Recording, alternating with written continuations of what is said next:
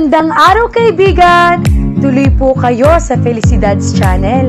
Sa mga kwento ng buhay at pag-ibig na hinalukay sa natatagong baul ni Felicidad. Pero bago po tayo magpatuloy, huwag niyo pong kalilimutan na i-like ang video, i-subscribe ang channel, at i-click ang notification bell para lagi kayong updated sa mga parating pa na upload.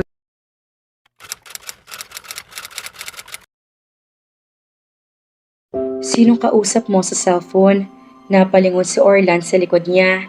Nakalapit na pala sa kanya si Vera. Minsan, may mga aktwasyon ito na pakiramdam niya ay para ito nagdududa kung totoo nga ang mga kinukwento niya dito. Nagsimula lang naman iyon noong isang araw na pinagpahinga niya ito at sabay sila na idlip na magkatabi sa kama. Hindi niya alam kung ano ikakatwiran niya rito kapag nadiskubre nito ang pagsisinungaling niya sa tunay nilang relasyon. Naisip lang naman niyang sabihin dito na mag-asawa sila upang maalagaan niya ito sa paraang gusto niya. Iyon lang ang nakita niyang chance para magawa niya rito ang pag-aalaga at pag-aasikasong dapat lang na maranasan nito. Pagkaraan na napakarami niyang kasalanan dito mula pa noong mga bata sila, kahit paano ay mababawasan ang guilt niya sa pagsisilbi rito. Isa pa, gusto niya bago man lang manumbalik ang alaala nito ay magawa na niya ang pagsilbihan nito, ang maging malambing dito. Lambing na hindi nito pagdududahang may niluluto na naman siyang kalokohan na ikabubwisit nito.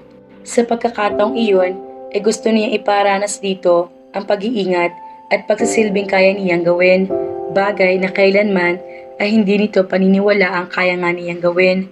Ngunit nangangamba rin siya. Natatakot siya na kapag bumalik na kompletong alaala nito ay kamuhian siyang lalo nito. Posibleng isumpa siya nito at hindi nakibuin kahit kailan.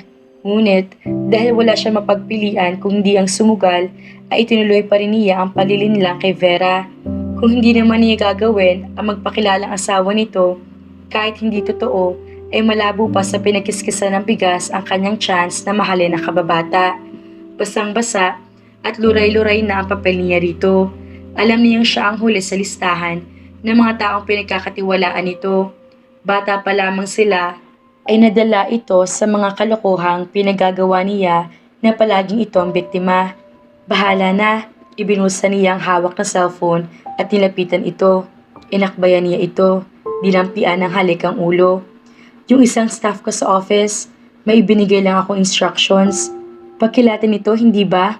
Oo, bakit mo naman naisip na itanong? Kasi, naalala ko, dito nga pala sa pagkilatan ng bahay ng Lola Ligaya ko. Malapit lang yun dito, wala pang 20 minutes ang biyahe. Alam niya ang tinutumbok ng pagkukwento nito. Gusto nitong puntahan ng matanda at hindi niya dapat hayaang mangyari iyon. Shock na mahirapan siyang sagutin ang magiging mga tanong ng lola ni Vera. Nag-aalala siyang baka mabuko ang drama niya. Ngayon pa lang, ay dapat na siya maghanda ng paiwas na mga sagot. Puntahan natin siya. Sige na, kahit isang araw lang tayo magstay roon. Napilitan na siyang mangako, huwag lamang magduda ito sa kanya. Hayaan mo, kapag magaling ka na, dadalaw tayo sa mga lola mo. Magaling naman ang mga sugat ko sa binti lang, yung nasa ulo mo, hindi pa talaga. Kanina ay ipina-address iyon ng doktor sa isang nurse sa ospital nang dalhin niya si Vera para sa check-up nito. Naiinip na ako rito sa bahay. Kahit kasama mo naman ako, naglalambing na yumakap ito sa tiyan niya. Ang mga ganoong paglalambing nito, ang tiyak na hahanap-hanapin niya kapag natuklasan na nito ang pagpapanggap niya. Disimulado nagpabuga siya. Hindi na yata siya makukumpleto kapag lumayo sa kanya si Vera. Ibang pagkainip naman ang sinasabi ko. Gusto ko na ganito tayo. Masaya kung tayo lang dito. At napaka-maasikaso mo, kaya na-enjoy ko. Ang ikinaiinip ko lang, ayaw mo akong pagawain dito sa bahay. Lagi lang ako nakaupo o nakahiga. Ikiniskas niya ang ilong sa ilong nito.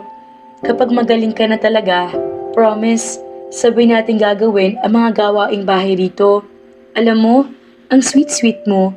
Napangiti siya sa papuri nito. Kulang na lang na pumalakpak pati mga tainga niya. Gusto niyang tumatak sa isip nito ang mga pagsisilbing ginawa niya para dito. Thank you. Siguro, Kaya nagustuhan na kita nitong magsilaki na tayo. Kasi nga, ganito ka ka-sweet at kaasikaso. At ganito ako kalambing. Nagpapakwelang dagdag pa niya. Humagikhik ito. Mabuti na lang, hindi tayo nakaupo sa silya. Kung hindi, baka umangat na yon. Pinanggigilan niyang pisilin ang baba nito. Pero honey, noong mga bata pa tayo, kabaliktaran ka talaga na ngayon. Tingin ko nga, ibang taong Orlan noon sa Orlan ngayon. I know, ganoon naman talaga ako kapilyo at kasalbahe noon. Paano ka bumait? Na-in love ako. Tiningala siya nito. Hindi sa akin? Kanino pa ba? Ikaw lang naman ang minahal ko. Totoo? Parang gusto na naman niyang halikan ito. Ngayon nakangiti ito. Nararamdaman niyang masaya ito sa kanilang sitwasyon. Kahit hindi pa kumpleto ang memorya ito. Totoong totoo. Nagayuma yata ako ng mga pag-irap-irap mo noon sa akin. Saka ng endearment mo unggoy. Tumawa naman ito. Siya naman ay nagsumeryoso. Sweetheart, halimbawa bang may magawa akong isang malaking kasalanan sa'yo? Makakaya mo kaya akong patawarin? Depende siguro kung anong kasalanan. Kung pagtataksil, malabong patawarin kita. Pinagalaw lang niya ang kanyang mga balikat. Bigla namang kinalas nito ang mga kamay sa baywang niya. Don't tell me na ang dahilan ng pag-alsabalutan ko at pagpunta rito sa pagkilatan ay dahil sa pagtataksil mo. Of course not. Kahit kailan, hindi ko magagawa magtaksil sa'yo. Nasabi ko na nagalit ka sa akin na magselos ako kay Elias. O baka naman, sinampal mo ko o binugbog. Sweetheart naman, kahit salbahe ako sa'yo noong bata ako, hindi ko naman nagagawang saktan kahit dulo ng daliri mo. Mabuti pa nga, nagawa mong sapakin ako sa mukha noon. Tumawa ito. Oo, natatandaan ko yun. Kinder pa lang tayo noon. Kaya lang, hindi ko maisip na magagawa ko mag-alsabalutan dahil lang nagalit ako sa pagsaselos mo. Pilit siya nag-isip na kasinungalingang magpapatibay sa kanyang alibay. Ang totoo, may palagay ako na gusto mo talaga magkasolo tayo sa malayong lugar na ito dahil laging maraming istorbo sa ating dalawa. Ang kapal nito, hinampas ang palad nito ang kanyang tiyan. Mukha nga magaling ka na. Bumabalik na ang pagkaastig mo eh. But seriously speaking, bakit hindi ko maramdaman na may asawa na ako? Gaano katagal na ba tayo magsasama? Saan ba tayo nakatira? Sa inyo? Sa amin? O nakabukod tayo? Ang mga ganoong pagtatanong nito ang iniiwasan sana niya. Actually, magkaibang tirahan natin. Sa inyo ka pa rin nakatira at ako sa amin pa. Ano? Akala ko ba mag-asawa tayo? Oo nga, kaya lang hindi pa tayo hindi pa tayo kasal. Nanlaki ang mga mata nito. Paano tayo naging mag-asawa eh? Hindi pa pala tayo kasal. Akala ko ba? Sabi mo kasal tayo. Kailangan ko lang sabihin yon para hindi ka matakot sa akin dahil nga hindi mo ko kilala pagkatapos ng aksidente mo. Imposibleng pumayag si mommy na makipag-live-in ako sa'yo. Kaya nga hindi pa tayo nagsasama. Nagtatanan kasi tayo. Inihanda na nga ang kasal natin. Kaya lang, nangyari na nga ito. Bakit sabi mo mag-asawa tayo? Ganoon naman kasi pakiramdam ko sa atin. Para sa akin, asawa na kita kahit hindi pa tayo nakakasal. Napailing ito.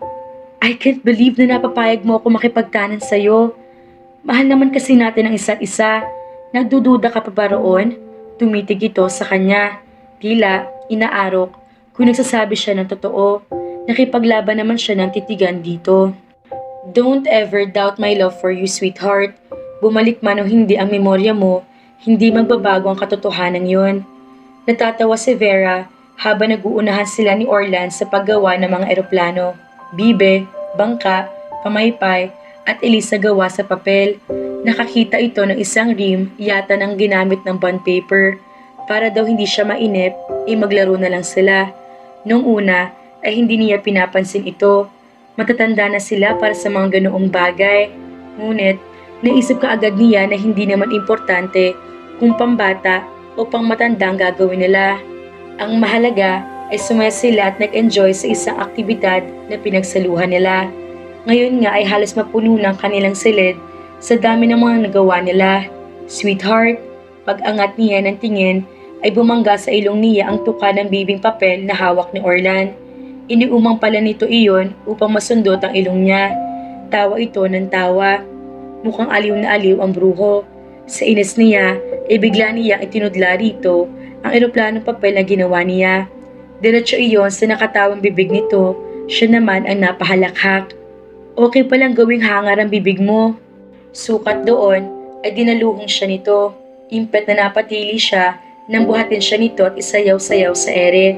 Pagkatapos ay inilagak siya nito sa kama at pinagkikiliti. Sumasakit ng tiyan niya sa kakatawa nang lubayan siya nito. Kapwa sila humihingal nang tabihan siya nito sa kama. Honey? Nagawa na ba natin ito dati? Tumagilid ito at humarap sa kanya. Yung ganitong laro? Oo, hindi pa. Ano-ano pala mga ginawa natin kapag nasa bahay lang tayo? Hindi pwedeng sabihin. Tiningnan niya ito. Parang seryosong-seryoso ito. Sa tingin pa nga niya, para itong malungkot. Bakit naman hindi? Censored kasi. Pinagsusundot niya ang tagiliran nito. Puro ka naman biro eh. Ito naman ang tumawa ng tumawa. Naisip tuloy niya na baka nagkakamali lang siya ng basa sa lungkot na nakikita lang niya rito. Na maglubay sila, itinanong na naman niya ito. Honey, ilang beses na hinawakan nito ang baba niya hanggang sa magkatapat ang kanilang mga mata. Bakit ba hindi mo maituloy ang tanong mo? May dapat bang ikahiya sa tanong mo? Napalabi siya. Nakakainis ka. Alam mo naman kung ano ang tinatanong ko. Tingnan mo ng isang to. Gagawin pa ako manghuhula. Ano nga yung itatanong mo? Pilyong-pilyong untag nito. Kalimutan mo na nga lang yun. Hindi ko pwedeng kalimutan yun. Kasi hindi pa nangyayari. Kumunot ang noo niya. Nagigets mo bang ibig kong sabihin? Of course. Pilyong sagot nito. Hindi natin magawa kasi lagi nakabantay ang mga nanay natin. Akala ko ba nagtanan tayo? Oo nga, kaya lang nabuko nila agad. Yun, hindi natuloy ang honeymoon. Kasal muna raw dapat. Are you telling the truth? Sa halip na sumagot, ay hinalikan siya nito sa bibig. Mababaw lamang iyon at kaagad din naman itong kumalas. Nabitin tuloy siya. Sweetheart, gustong-gusto ko nang gawin natin. Kaya lang, baka makasama pa sa'yo. Kaya wag mo akong masyadong itetempt dahil matagal na ako nagpipigil lang sa sarili ko. Napasimangot si Vera na matagal nang benda sa kanyang ulo. Ayon sa doktor ay hindi na raw kailangan pang lagyan siya niyon. Magaling ng sugat niya. Aalisin na lang ang tahe pagkaraan ng ilang araw. Kaya pagkaligo niya ay inalis na rin niya ang benda. Pinkish na pilat na lamang ang natira sa pinanggalingan ng sugat. Huwag kang sumimangot, sweetheart. Nagmumukha kang astig. Tudyos sa kanya ni Orlan. Kasi naman, may peklat na ako sa ulo. Tingnan mo nga, ang pangit-pangit. Sweetheart, kahit maging pulos peklat ang ulo mo, magpapasalamat pa ako. Ang importante ay buhay ka at kasama ako. Nilukatan niya ng ilong ito. Ang sagwa kasi, feeling ko, magiging forever peklat na talaga ito. Maliit lang naman. Saka naitatago naman ang buhok mo. Kahit nga siguro makalbo ka, maganda ka pa rin. Tiningnan niya ito at tinitigan. Alam mo noong maliit pa tayo, hindi ka marunong mambola. Mangalipusta, yun pa, inakbayan siya nito. Bakit ba hindi mo nalang tanggapin ang pag-appreciate ko ng kagandahan mo? Hindi mo lang alam kung gaano ko kaswerte at nagustuhan mo ko. Kaya kalimutan mo na lang natin ang mga nagawa kong kalokohan sa'yo noon. Pwede?